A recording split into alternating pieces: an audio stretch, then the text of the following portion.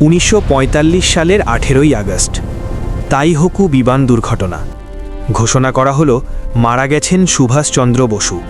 কিন্তু দেহ কোথায়? চোখে দেখা প্রমাণ কোথায়?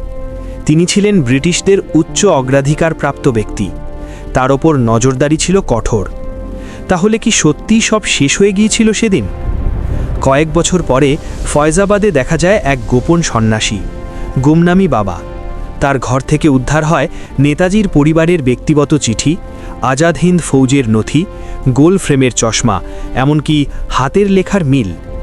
কিন্তু সবচেয়ে বড় প্রশ্নটা হলো, এত গোপন নথি, এত ব্যক্তিগত তথ্য, এত সূক্ষ্ম রাজনৈতিক জ্ঞান কিভাবে একজন সাধারণ মানুষ বা ভক্তের কাছে থাকতে পারে? তিনি কি শুধুই অনুসারী ছিলেন, নাকি তিনি নিজেই ছিলেন সেই মানুষ? তাহলে সত্যিটা কি? তিনি কি সত্যি হারিয়ে গিয়েছিলেন, নাকি ইচ্ছাকৃতভাবে ইতিহাসের আড়ালে চলে গিয়েছিলেন?